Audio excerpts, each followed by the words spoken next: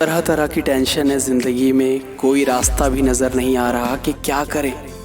कभी एग्ज़ाम्स की टेंशन, कभी फ्यूचर की चिंता, कभी बीमारियों का तनाव, हर तरफ से परेशानी ही परेशानी।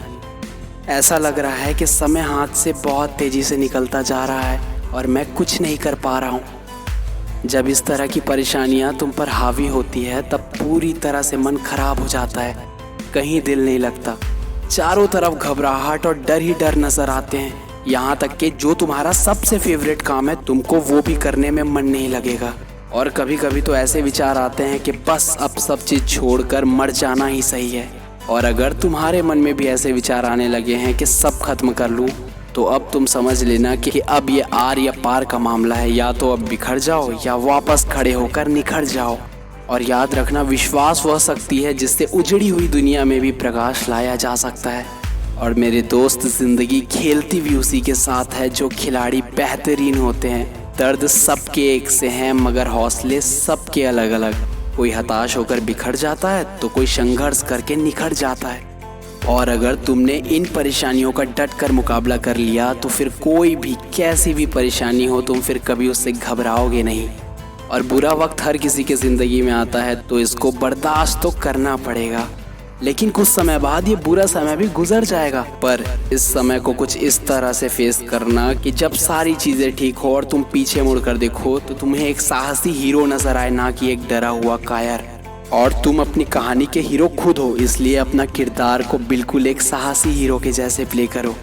अरे आज मुश्किल है पर कल बेहतर होगा, बस तो उम्मीद मत छोड़ना।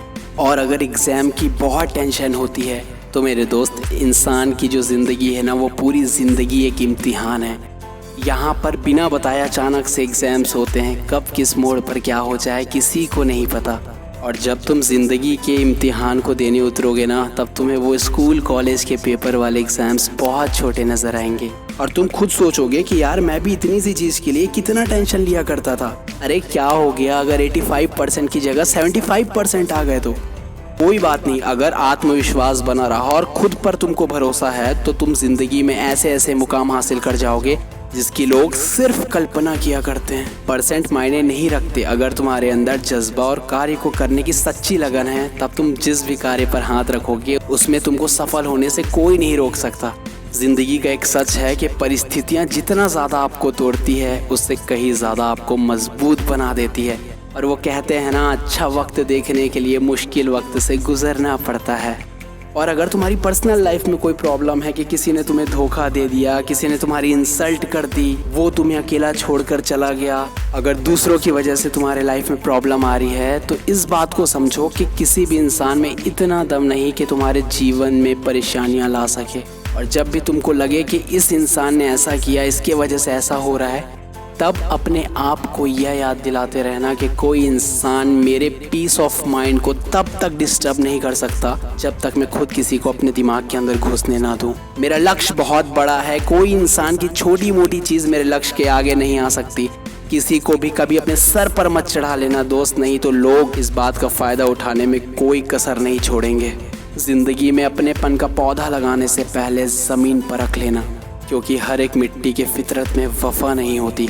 और अपना लक्ष्य ऐसा बनाओ कि इन सभी चीज़ों से तुमको फ़र्क ही ना पड़े, कौन क्या बोल रहा, किसने क्या किया, किसने साथ दिया, किसने धोखा दिया।